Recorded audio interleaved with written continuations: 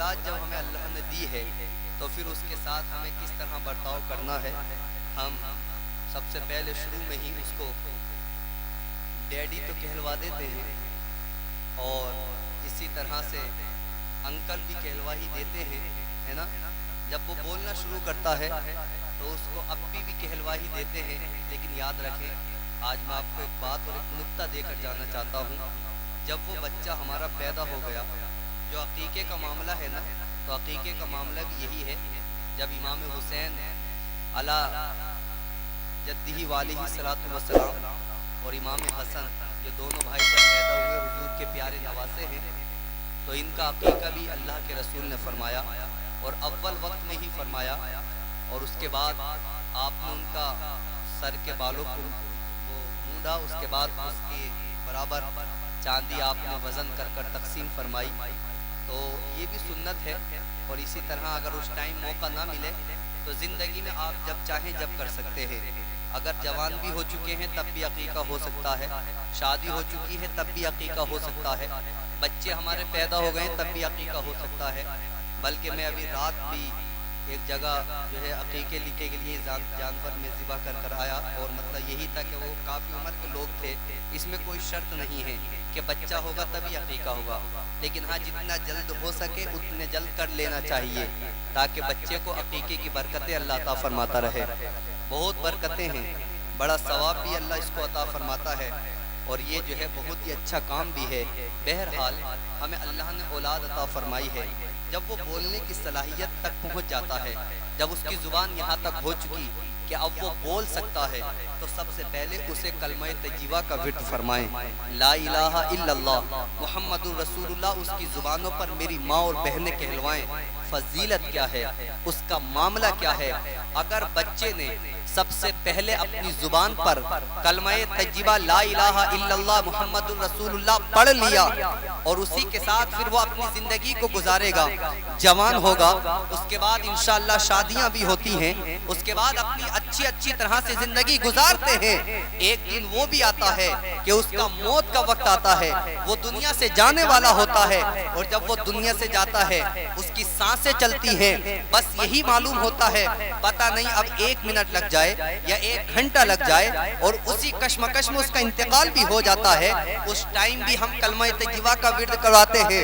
امام صاحب یا حافظ صاحب کو بلانے کے بعد وہاں پر کلمہ طیبہ کا ورد کراتے ہیں. اور یاد رکھیں، کم سے کم اپنے بچوں کو اتنا تو پڑھائیں علم دین، کم سے کم اپنے بچوں کو اتنا تو ہم آپ اور علم دین کو سکھائیں، تاکہ جب ہم اس دنیا سے جا رہے ہوں، تاکہ جب ہمارا انتقال ہو رہا ہو، ہم اس دنیا کو الوداع کہہ رہے ہوں، تو ہمیں امام صاحب کی ضرورت نہ پڑے، ہمیں کسی مولوی صاحب کی ضرورت نہ پڑے.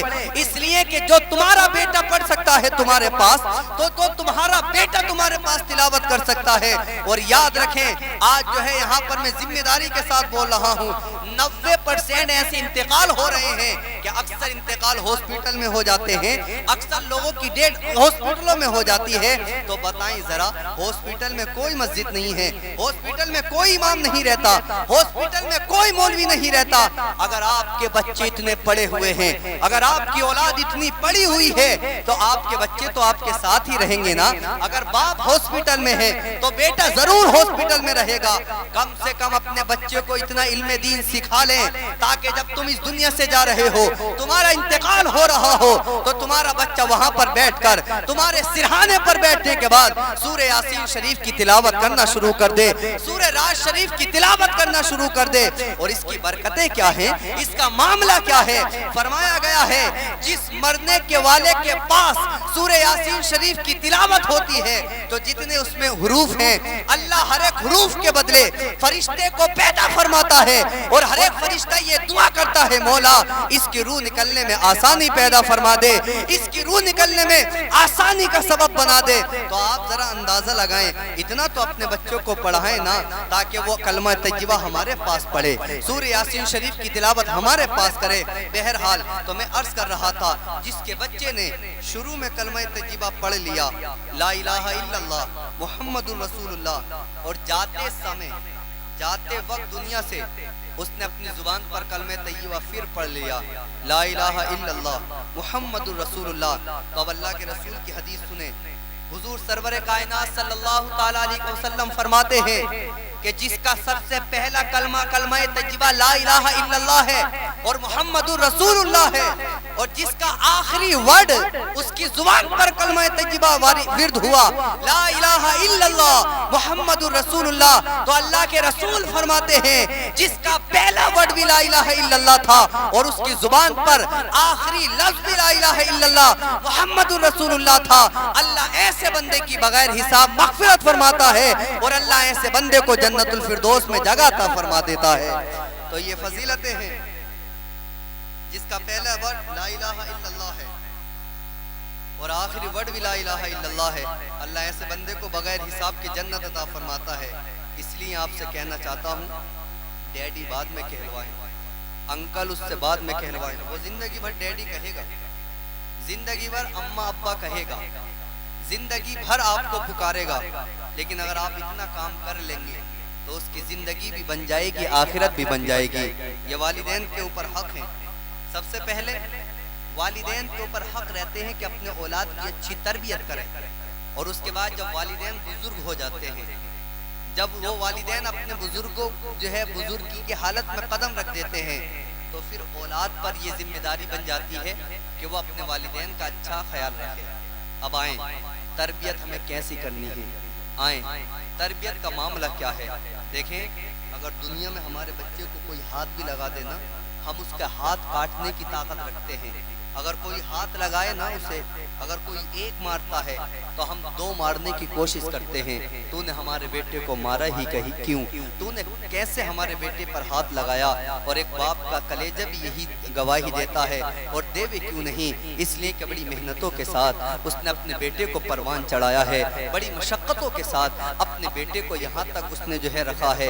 अल्लाह अकबर, बड़ी मोहब्बतें होती हैं एक बाप और बेटे के अंदर। लेकिन याद रखें, जब दुनिया में अगर आपके बेटे को कोई मारता है, दुनिया में आपके बेटे को अगर कोई टॉर्चर करता है, आप उसका हाथ पकड़ लेते हैं, आप उसको फौरी तौर पर सजा देने का हक रखते हैं। लेकिन इसी तरह आप उसकी तरबियत भी करें, अपने बेटे और बेटियों को इस तरह संवारें, अपने बेटे और बेटियों को इस तरह सुधारें, ताकि वो जब दुनिया से चले जाएं तो दुनिया में से जाने के बाद अल्लाह के वो अजाब का जो है सामना ना करें। कुरान शरीफ में अल्लाह पाक फरमाता है, ए ईमान वालो, अपने आप को, अपने अहले आयाल को जहन्नम की आग से बचाओ। अपने बेटों को इतना इल्म दीन सिखाने के बाद उसे इतना तो करके जाएं, अल्लाह अकबर, ताकि वो क़यामत वाले दिन अल्लाह के अजाब का सामना ना करे, बल्कि वो अल्लाह के सवाब का सामना करे। वो अल्लाह पाक उसको अजाब में गिरफ्तार ना फरमाए, बल्कि अल्लाह उसको जन्नतुल फिरदौस में दाखिला फरमा दे।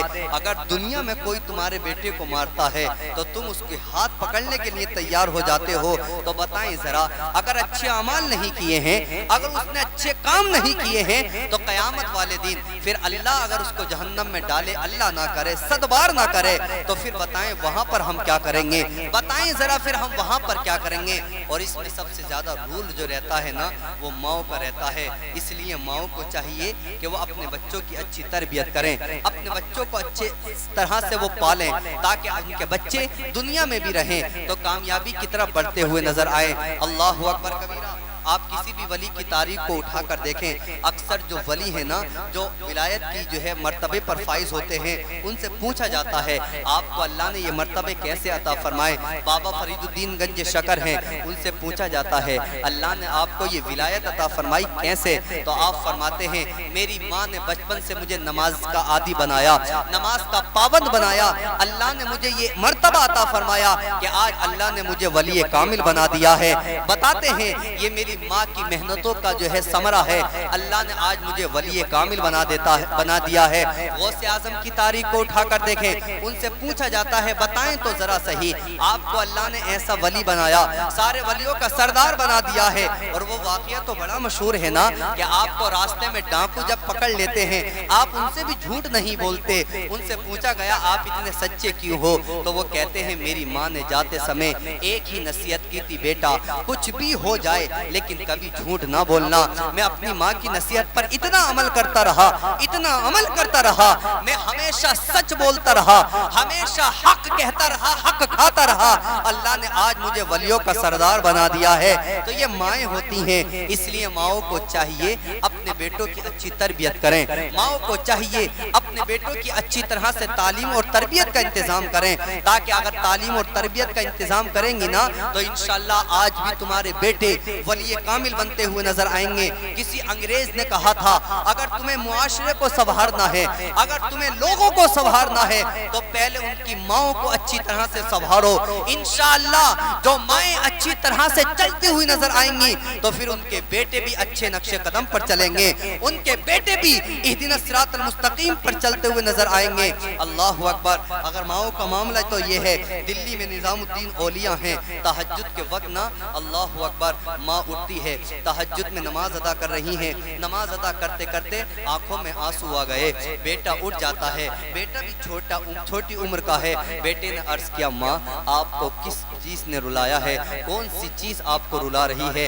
ماں نے ارشاد فرمایا اے میرے بیٹے مجھے قبر کی یاد آ گئی، قبر میں اگر اللہ نہ کرے مجھے عذاب میں اللہ مبتلا کرے تو میرے جسم پر کیڑے اور مکوڑے مسلط کر دیے جائیں تو میرے یہ جو ہے جسم نازک جسم پر کس طرح میں برداشت کر سکوں گی؟ تو بیٹے نے بھی کہا تھا اے میری ماں اگر تمہیں قبر کا اتنا ڈر ہے، اگر تم قبر پر اتنا جو ہے ڈرتی ہو تو آپ کی ہڈی تو مجھ سے مضبوط ہے، آپ کا جسم تو مجھ سے بڑا ہے، میں تو آپ سے بھی کمزور ہوں، میرا جسم تو آپ سے بھی کمزور ہے، اگر آپ کو اتنا ڈرنا چاہیے تو پھر مجھے تو آپ سے زیادہ اس قبر سے ڈرنا چاہیے۔ تو ماں نے کہا تھا بیٹا ایک راستہ ایسا بھی ہے جو ہم قبر کے عذاب سے بچ سکتے ہیں۔ تو بیٹے نے کہا ماں وہ راستہ کون سا ہے؟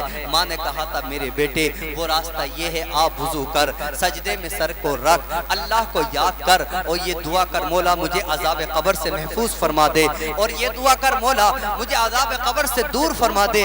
دونوں ماں اور بیٹے ہیں، تہجد کے وقت میں دونوں مصلی بچھا کر اللہ کو یاد کر رہے ہیں، رسول اللہ کی نعتیں پڑھ رہے ہیں۔ جب ایسا کرتے ہیں نا اللہ اکبر کبیرہ، ایک دن وہ آتا ہے کہ وہی نظام الدین دلی کے جو ہے ایسے تاجدار بنتے ہوئے نظر آتے ہیں، اب تک بڑے بادشاہ بنے اور بن کر چلے گئے، ان کی بادشاہت ختم ہو گئی، لیکن دلی میں آج بھی اگر کسی کی بادشاہت چل رہی ہے، آج بھی اگر کسی کا جو ہے حکم چل رہا ہے وہ حضرت نظام الدین اولیاء کا حکم چل رہا ہے، وہ ان کی سلطنت چل رہی ہے۔ پتہ چلا ایسا کیوں ہے؟ آپ بھی سینکڑوں ہزاروں لوگ وہاں پر مزار پر حاضری دیتے ہیں تو معلوم کرنے سے معلوم ہوتا ہے جو اللہ اور اس کے رسول کا ہو جاتا ہے اللہ لوگوں کے دلوں میں اس کی محبت کو پیدا فرما دیتا ہے، لوگوں کے دلوں میں اللہ اس محبت کو انڈیل دیا کرتا ہے۔ تو